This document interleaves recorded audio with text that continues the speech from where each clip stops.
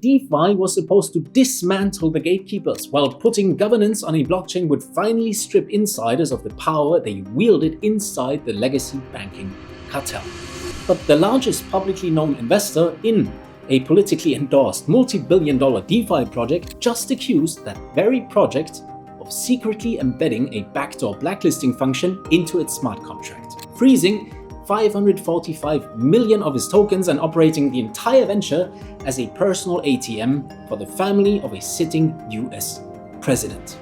The official response from the project was mind-boggling, and the structural evidence sitting on-chain right now is being openly compared by serious analysts to the precise architecture that destroyed FTX and Alameda Research in 2022. My name is DC, and you're watching The Coin Bureau. Liberty Financial is a DeFi protocol and stablecoin issuer publicly backed by Donald Trump and his family. Launched in October 2024 through a pre-sale of its WLFI token that raised approximately $590 million across 2 rounds. The project's so-called gold paper explicitly entitles a Trump family-owned entity called DT Marks DeFi LLC to 75% of all net protocol revenues after operating expenses. Donald Trump's own federal disclosure, signed in June 2025, reported over $57 million in personal income from Liberty Finance token sales covering only the late 2024 period. Reuters then estimated that the Trump family extracted approximately $460 million from Liberty Financial in the first half of 2025 alone, with cumulative venture revenue surpassing $1 billion by December 2025.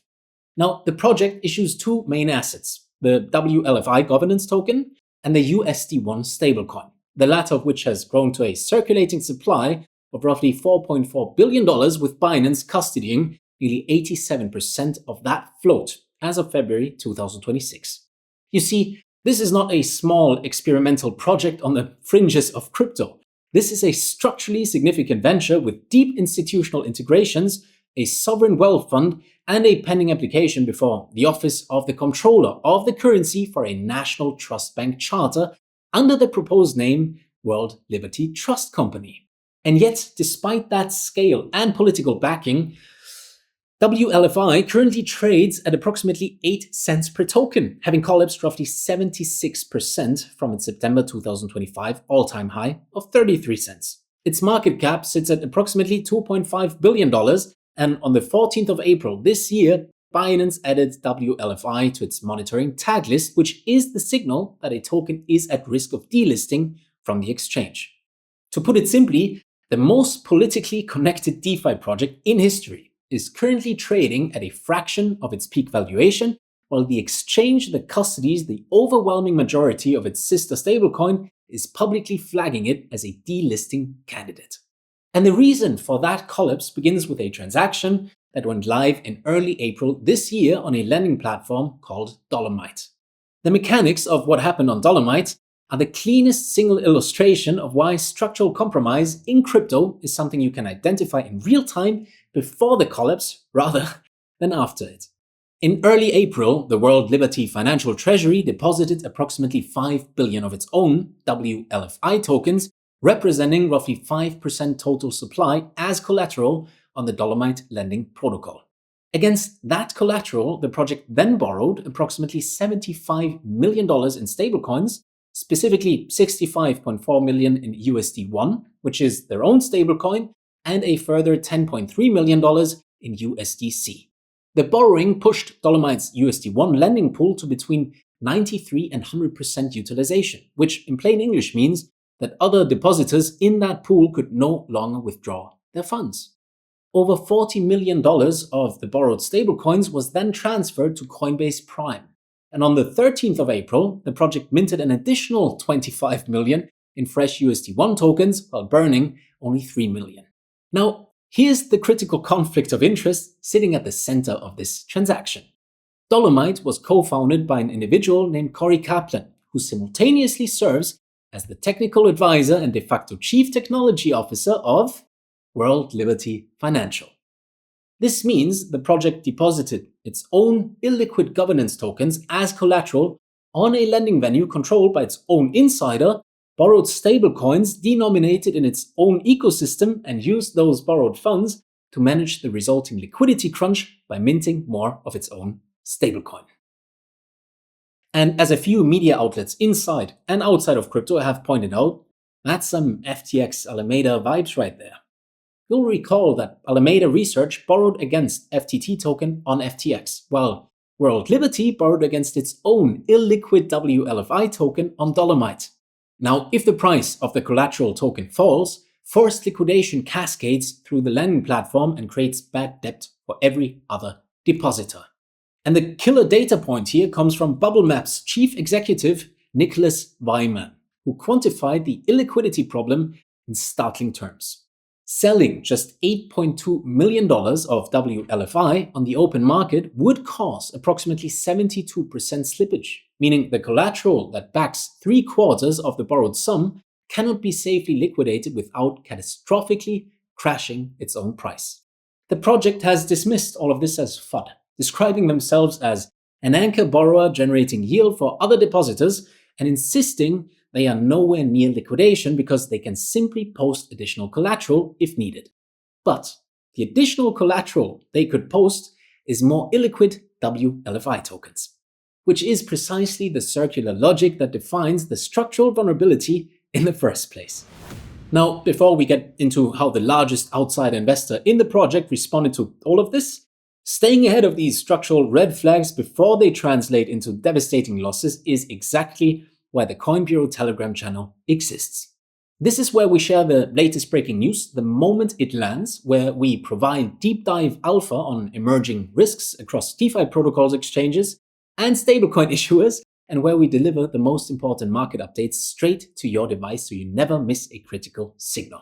Whether it is an exchange monitoring tag, an on-chain liquidity warning, or a regulatory action that the broader market has not yet priced in. You can sign up today using the link in the description below or by scanning the QR code currently displayed on your screen. Right, let us return now to what happened when World Liberty tried to apply this same control architecture to one of its most prominent investors.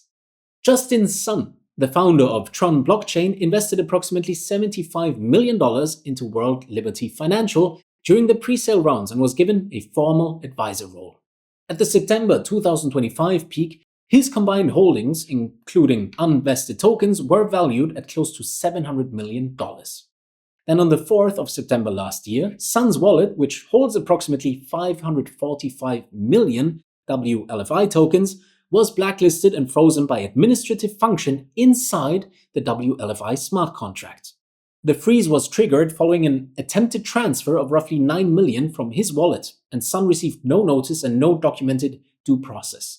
Now, fast forward to April 12th this year, and Sun went public on X with a series of escalating allegations that have reshaped the conversation around this project entirely. He alleged that the team secretly embedded a backdoor blacklisting function in the WLFI token contract that allows insiders to unilaterally freeze, restrict, or confiscate any holder's assets at will. He was technically specific, identifying the control structure as a 3 of 5 anonymous multisig wallet combined with a single external account owned by an anonymous guardian that holds unilateral ban authority. Justin Sun described the governance as theater, claimed that key votes were predetermined before they were cast, called the structure world tyranny, and described himself as the first and largest victim of the backdoor mechanism. He characterized the entire venture as a trap masqueraded as a door, and his frozen tokens, once worth approximately $107 million, are now valued at roughly $42 million, a paper loss exceeding $80 million for him personally. The project's response, posted to X on the 12th of April, was as follows, and I quote, "We have the contracts, we have the evidence, we have the truth. See you in court, pal." Now, Sun is also a quite polarizing figure in crypto. He paid a $10 million fine to the United States Securities and Exchange Commission in March 2026, with his fraud charges dismissed with prejudice just weeks before he turned on the project. But here's why the credibility question matters less than people assume. The structural evidence Sun describes, the multi-sig architecture, the anonymous guardian account, the blacklisting function, is all verifiable on-chain by anyone with the technical capacity to read a smart contract. The allegations are either true or they are not, completely independent of who is making them. And reports indicate that the same administrative wallet that holds the blacklisting power is the same executing the Dolomite borrowing strategy, meaning a single concentrated point of control governs both treasury operations and the unilateral ability to freeze any participant in the protocol. Now, you might assume that even if such a backdoor exists, decentralized governance would provide a meaningful check on its abuse, right? That assumption completely collapses when you look at the data from the March 2026 governance vote, which revealed that just 10 wallets controlled 76% of all voting power in the WLFI governance system. The identities behind those 10 controlling wallets, of course, remain undisclosed. In that same vote, a proposal to require WLFI tokens to be staked for 180 days before qualifying for governance participation passed with 99.12% approval, a supermajority that, when combined with the 76% concentration, is not evidence of consensus, but rather the sort of voting outcome you get in places like North Korea. And then, on the 15th of April this year, the project published the proposal that critics are now calling a $1.5 billion extraction scheme. The proposal restructures the vesting terms for approximately 62.28 billion WLFI tokens currently in various locked states.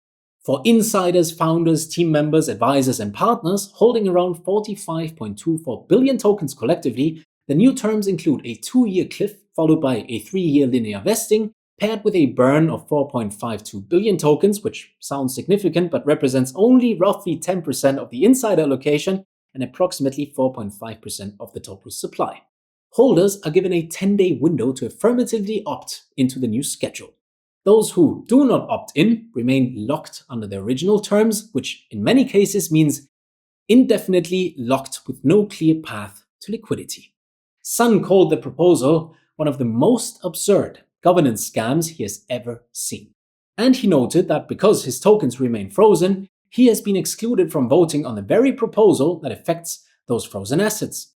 The 2-year cliff means insiders begin receiving liquidity in approximately April 2028, still inside the Trump presidency window, which ends in January 2029. The alignment between the vesting cliff and the political insurance window is, to put it mildly, conspicuous. And this brings us directly to the regulatory and legal front, which is escalating with extraordinary speed. Senators Richard Blumenthal, Elizabeth Warren, and Sheldon Whitehouse have all called for federal investigations into the venture. In November 2025, Warren and Senator Jack Reed sent a formal letter to Treasury Secretary Scott Bessent and Attorney General Pam Bondi, demanding a federal investigation into allegations that World Liberty sold governance tokens to entities linked to the Lazarus Group of North Korea, Russian sanctioned evasion platforms, Iranian exchanges, and the OFAC-sanctioned Tornado Cash protocol. In January this year, Warren sent a separate letter to OCC Comptroller Jonathan Gold, demanding a halt to the World Liberty Trust Company charter application until President Trump divests his financial interests, warning Gold directly that he could become an accomplice to the corruption if the charter is approved. So pulling all of this together produces a transferable analytical framework, a checklist of 5 structural red flags that will outlive this specific project and apply to every comparable token launch you encounter going forward. First, insider-controlled lending venues, where a project deposits its own collateral into a lending platform run by its own personnel, eliminating the arm's length oversight that lending markets are supposed to provide. Second, circular collateral structures where a self-issued illiquid token is used to borrow assets denominated in or supporting the same closed ecosystem, creating a self-reinforcing loop with no external capital injection. Third, governance concentration, where a small number of typically anonymous wallets hold the majority of voting power, rendering decentralization a marketing facade rather than operational reality. Fourth, backdoor administrative functions, where smart contracts contain pause, blacklist, or asset freeze capabilities controlled by a small group of signers with no time locks and no community governance constraints. And fifth, vesting restructures with artificial deadlines where short opt-in windows combined with coercive default consequences signal liquidity stress, insider exit pressure, or an attempt to suppress market clearing supply during a moment of maximum political leverage. Every one of these 5 red flags is independently visible in the World Liberty financial case, and every one of them is verifiable on-chain or in publicly filed regulatory documents before any catastrophic failure event occurs. The reality is that the political branding around this project is the loudest signal, but also the least informative one. The on-chain mechanics are quieter, more technical, and far more predictive, and they tell the same story that the crypto industry has watched play out repeatedly over the last 7 years. Whether you believe Justin Sun, whether you believe the Trump family, or whether you believe neither, the architecture of this project independently confirms a pattern that has historically resolved exactly one way. So the biggest questions is what the regulatory response actually looks like when this resolves, what it means for federal stablecoin oversight under the Genius Act framework, and whether the industry uses this moment to demand structural standards that would have prevented the entire scenario in the first place. So, will the federal regulators finally enforce meaningful structural standards on tokenized financial products before the next compromised launch arrives? Or will the political insulation around this specific venture allow the same 5 red flags to repeat across the next generation of insider-controlled DeFi protocols? Let me know exactly where you stand in the comments down below. And if you want to understand how the broader stablecoin regulatory environment is being reshaped by the Genius Act and the OCC's new digital asset chartering rules, you should definitely check out our deep dive video right over here. Thank you all so much for watching, and I'll see you again very soon. This is DC signing